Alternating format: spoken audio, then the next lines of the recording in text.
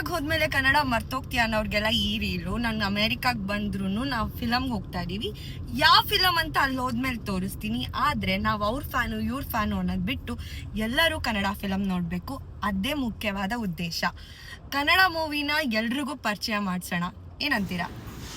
ಇದೇ ನಾವು ಹೋಗ್ತಾ ಇರೋ ಟಾಕೀಸು ಅಲ್ಲಲ್ಲ, ಥಿಯೇಟರು.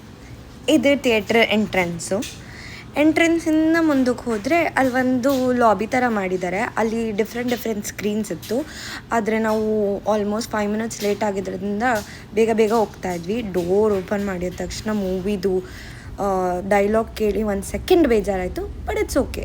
ಬಂದಿರೋದು ಫ್ರಮ್ ಸೋಗೆ. ಸೊ ಮೂವಿ ಇಂಟರ್ವಲ್ ಇತ್ತು ಅಂತ ಹಾಗೆ ಹೊರಗೆ ಬಂದ್ವಿ. ಚೆನ್ನಾಗಿದೆ ಮೂವಿ, ಎಲ್ಲರೂ ನೋಡಬೇಕು ಅಷ್ಟೇ ಹೇಳು. ಅಮೇರಿಕಾ ಥಿಯೇಟರ್ ಬಗ್ಗೆ ನಂಗೆ ಒಂದು ಇಷ್ಟ ಆಗಿದ್ದ ವಿಷಯ ಏನಂದರೆ, ಈಗ ಬಟನ್ನ ಪ್ರೆಸ್ ಮಾಡಿದ ತಕ್ಷಣ ಅವರೇ ಬಂದು ಆರ್ಡರ್ ನಮಗೇನು ಬೇಕು ಅಂತ ಕೇಳಿ ತೊಗೊಂಬಂದು ಕೊಟ್ಟು ಹೋಗ್ತಾರೆ. ಆಮೇಲೆ ಇಲ್ಲಿರೋ ಸೀಟ್ಸ್ಗಳೆಲ್ಲ ಇನ್ಕ್ಲೈನ್ ಸೀಟ್ಸ್ ಎಲ್ಲ. ಸೊ ನೀವು ಕಂಫರ್ಟಬಲ್ ಆಗಿ ಕೂತ್ಕೊಂಡು ಮೂವಿ ನೋಡ್ಬೋದು. ನಮ್ಮ ಹೆಂಗಿತ್ತು ಇಲ್ಲಿ ಹೌದಾ? ಸೊ ನೀವು ಎಲ್ಲ ಹೋಗಿ ಥಿಯೇಟ್ರಲ್ಲೇ ಕನ್ನಡ ಫಿಲಮ್ನ ನೋಡಿ. ಓಕೆ, ಬಾಯ್.